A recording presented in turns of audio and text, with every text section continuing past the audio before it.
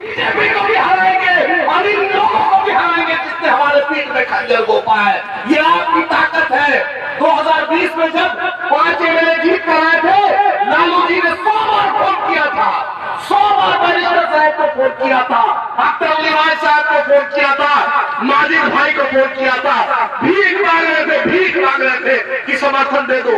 अख्तर अली वाहिद साहब को deputy CM का ऑफर था, मंत्रालय का ऑफर था, एक राज्यसभा दे रहे थे लालू जी, 2 एमएलसी दे रहे थे। अपनी चूतियों के नोट में जो शख्स इस चीज को रखता है उसका नाम अख्तर अली वाहिद है और वो आपके बीच आपका एमपी बनने जाएगा आपकी मदद से, अल्लाह की तरफ से। इसलिए हम चाहते हैं कि इस आदमी को जिताइए। मैं गवाह हूं, मेरे मोबाइल नंबर पर नीतीश कुमार ने फोन किया था, वक्त के मुख्यमंत्री ने फोन किया था, मेरे सामने मुख्यमंत्री जी ने फोन किया। 11 अगस्त को शपथ, 11 अगस्त को पटना में पिछले साल सरकार बदली, अख्तर साहब को फोन किया, अख्तर भाई आ जाइए, जो मंत्रालय है ले लीजिए, लेकिन आपके लिए, मुसलमानों के लिए, मजलूमों के लिए, दलित के लिए, पिछड़ों के लिए, किशनगंज के लिए, अमोर के लिए, बायसी के लिए, रोहता के लिए, दिगल बैंक के लिए अख्तर अली वाहिद साहब ने समझौता नहीं किया। ये आपके बीच इसलिए खलील रिजवी साहब को मारा गया, जदयू का कार्यकर्ता था, उसको मारा गया। विधानसभा में कोई शख्स उठाता है, उस शख्स का नाम अख्तर अली वाहिद है। आपको पता नहीं चल पाता। हमारे पास वो मीडिया की ताकत नहीं है, हमारे पास मीडिया को एडवर्टाइजमेंट देने की ताकत नहीं है। हम सोशल मीडिया के चलते जो मेरे लोग, कोई कोठिया में, कोई दिगल बैंक में, कोई बहादुरगंज में, वो बात हम आप तक पहुंचाता है। खलील रिजवी की बेवा के साथ जो विजय चौधरी अभी कैबिनेट मंत्री है, उनका कार्यकर्ता था, उसकी आवाज अख्तर अली वाहिद साहब उठाते हैं। आपको कांग्रेस का माइनॉरिटी का दरभंगा का जिला अध्यक्ष को मारा गया, उसकी आवाज अख्तर अली वाहिद साहब ने असेंबली में उठाई। गोपालगंज में मॉब लिंचिंग हुआ, छपरा में मॉब लिंचिंग हुआ, बेला गया में मॉब लिंचिंग हुआ।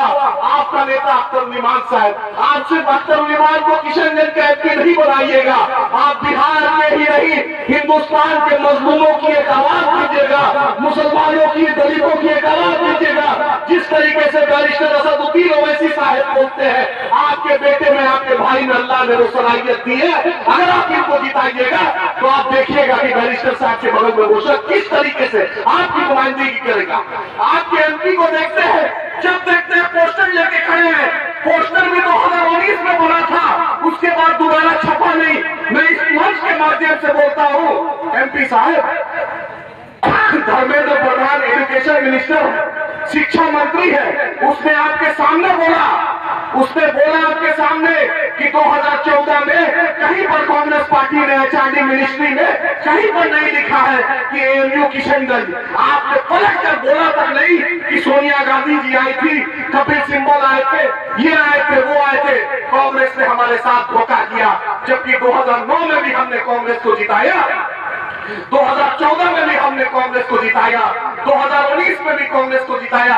बताइए कि आपके साथ क्या इंसाफ हो, बताइए क्या प्रोजेक्ट मिला।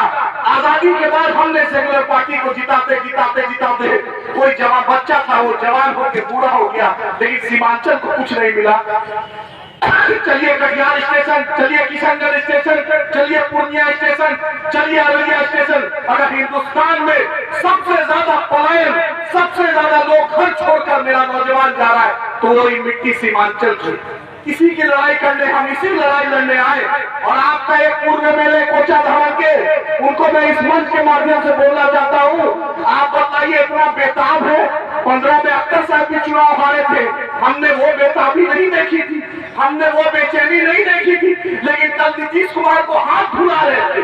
अब ये दिन आ गया है कि पानी लेके हाथ धुलाइएगा भाई, पानी लेके बढ़ना लेके जाइएगा। इतना सीमांचल को मत गिराइए, इतना किशनगंज को मत गिराइए। किशनगंज ने इंसान स्कूल दिया, किशनगंज ने स्वतंत्रता सेनानी दिया, किशनगंज ने एक से एक दिया इंसान जो पूरे हिंदुस्तान में आज नाम कर रहा है। जाकर नीतीश जी का हाथ धुला रहे, जमा खान के बर्थडे पर हाथ धुला रहे। और ये अख्तर अली वाहिद साहब का दिल है जो 2014 में बाई इलेक्शन हुआ था।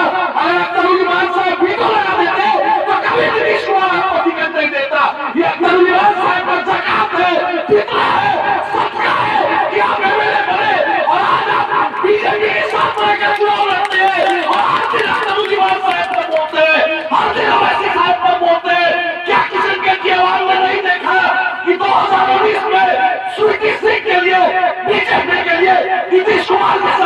सुशील मोदी के साथ कौन खड़ा था? यही मास्टर मुजाहिद साहब खड़े थे। क्या लोग नहीं जानता है? जवाब देना पड़ेगा यहाँ के लोगों को।